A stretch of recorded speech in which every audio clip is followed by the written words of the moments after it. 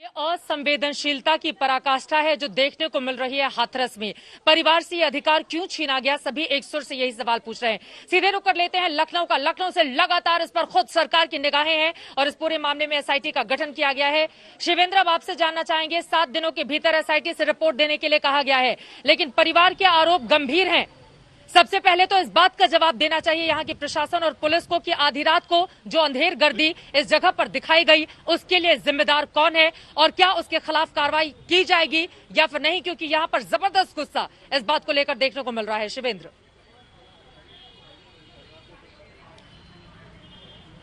देखिए चित्रा, एक बात तो साफ है कि चाहे एसआईटी गठन किया जाए या जो कुछ भी हो, मैं अगर आपको इतिहास में ले चलूं तो इस पूरे उत्तर प्रदेश सरकार में जब भी कोई बड़ा मामला हुआ उसको लेकर के योगी सरकार ने एसआईटी का गठन किया और किसी एसआईटी ने वक्त पर रिपोर्ट नहीं दी। चाहे वो बिक्रू कांड हो, चाहे वो पीपीई किट घोटाला हो, चाहे वो थर्मोमीटर घोटाला हो, चाहे और किसी मामले की बात हुई हो। और ये इतना संवेदनशील मामला है, इसमें भी आप देख लीजिएगा 1 हफ्ते के भीतर रिपोर्ट देने की जो बात है, कोई अफसर ये रिपोर्ट देने वाला नहीं, क्योंकि उनको पता है कि उनकी खामियां क्या है। शुरुआत से लेकर के आखिर तक सिर्फ खामियां ही खामियां हैं। 14 तारीख को जब मामला हुआ तो बाकायदा ये स्टैंडर्ड जो ऑपरेटिंग प्रोसीजर है उसके तहत इस बच्ची का काउंसलिंग होनी चाहिए था, जिसमें बताती वो कि उसके साथ जाती क्या हुई है। कल ADG law and order Prashant Kumar बता रहे थे कि 22 तारीख को परिवार वालों ने बताया कि उसके साथ जाती हुई है, शारीरिक जो उसके साथ रेप हुआ है। क्या उनकी फर्ज नहीं बनता था उनका कि वो पहले काउंसलिंग करा करके जानने की कोशिश करते? अगर बच्चा परिवार का या परिवार डरा हुआ था तो उनको जानने की जरूरत नहीं थी। 8 दिन तक सिर्फ इसलिए मामले को दबाए रहे ताकि किसी तरीके से मामला दब जाए और इस बच्ची की अगर जान बच जाती है तो उन सबकी खाल बच जाएगी। लेकिन हकीकत ये थी कि सियासत इस पर जब शुरू हुई उसके बाद जो है उनकी आंखें खुली और उसके बाद उन्होंने आनंद फान में मुकदमा दर्ज किया और सारी जिम्मेदारी परिवार पर डाल दी कि उन्होंने नहीं बताया। पुलिस क्या कर रही थी? आखिरकार पुलिस को जांच करनी चाहिए थी, उनको डॉक्टर से करना चाहिए था कि इसमें जाति क्या हुई, कौन लोग शामिल हैं। उसके बाद दबाव बनने पर ही गिरफ्तारी की गई और अति तो इस बात की हो गई कि डेड बॉडी को सिर्फ रात के अंधेरे में इसलिए जला दिया गया ताकि वो बच्ची अपने परिवार वालों से आखिरी बार मिल न सके, उसके परिवार वाले उसकी शक्ल न दे सकें और इसके चलते सरकार की किरकिरी न हो, कोई सियासी ड्रामा न हो। जो प्रदर्शन होने वाले थे, जो लोग वहां पर इकट्ठा होने वाले थे, वो सब कुछ ऐसा न कर पाए जिससे कि सरकार को दुविधा हो, सरकार को मुश्किल हो। और उसके लिए हर एक अफसर, पुलिस का, यूपी पुलिस का हर एक अफसर जीतोड़ कोशिश कर रहा था कि किसी भी तरीके से डेड बॉडी को रात में ही दफना दिया जाए ताकि सुबह का सवेरा देखने से पहले, कोई हंगामा मचने से पहले वो सरकार को जवाब दे सके। वो अपनी कोशिश में कामयाब भी रहे, पुलिस वाले अपनी कोशिश में कामयाब भी रहे, लेकिन आज सुबह से देश के अलग अलग हिस्सों से जिस तरह से लगातार विरोध प्रदर्शन की तस्वीरें सामने आ रही हैं, उससे वो बचेगी कैसे? शिवेंद्र, बहुत महत्वपूर्ण बात आपने कही है। मैं फौरन लौट रही हूँ आपके पास अभिषेक आनंद का। सीधे हम रुक कर लेते हैं हाथरस में बने हुए अभिषेक। आपने एसपी से भी बात की, बाकी शहर का भी मुआयना किया।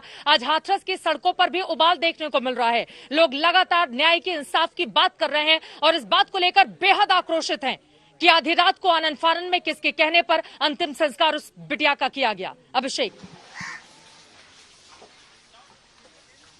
जी बिल्कुल चित्रा, आपने कहा कि पुलिस अपने इस मकसद में सफल रही, लेकिन हम भी पीछे नहीं हटे और हम भी वहीं डटे रहे ये दिखाने के लिए कि परिवार का कोई भी शख्स, उस बिटिया के परिवार का कोई भी शख्स वहां शमशान घाट पर मौजूद नहीं था। उनकी गैर मौजूदगी में ये दाह संस्कार किया गया। ये जो घटनाक्रम घटित हुआ है रात में, इससे लोग गुस्से में हैं। पूरे हाथरस में कई जगहों पर लोग सड़कों पर हैं। पूरे क्षेत्र में पूरे अधिकारी जो हैं, आला अधिकारी, पुलिस के हों, प्रशासन के हों, वो लाव लश्कर के साथ घूम रहे हैं। घूम करके छोटे छोटे जगहों पे जो प्रदर्शन हो रहे हैं वहां लोगों को समझा बुझा करके वापस भेजने की कोशिश कर रहे हैं। छोटे छोटे सड़क जाम करने की घटनाएं भी सामने आ चुकी हैं और ये सब कुछ हो रहा है चित्रा उसी वजह से जो रात में पुलिस ने यहाँ पर ज्यादती की है। अपनी जो मासूम के साथ, जिसके साथ दरिंदगी हुई है, उसकी माँ को उसकी आखिरी बार शक्ल तक नहीं देखने दी ताकि सुबह कोई सियासत ना हो। लेकिन अब जो किया है वो सबके सामने है और उसका नतीजा उनको बहुत ही जल्द देखने को मिल सकता है। चित्रा, बिल्कुल, क्योंकि परिवार की यही मांग है कि जो दोषी पुलिस प्रशासन के अधिकारी हैं उनके खिलाफ कार्रवाई की जाए और लगातार यहां से ये आवाज बुलंद हो रही है। और बात अब हाथरस से बहुत दूर निकल चुकी है क्योंकि उत्तर प्रदेश के अलग अलग हिस्सों से होते हुए अब पूरा देश उबल रहा है इस पूरे मामले पर। नमस्कार, मैं हूं अंजना ओम कश्यप। हमें उम्मीद है ये वीडियो आपको पसंद आया होगा। लेटेस्ट खबरों के लिए यूं ही देखते रहिए आज तक और इस वीडियो के पसंद आने पर लाइक, शेयर एंड सब्सक्राइब करना ना भूलें।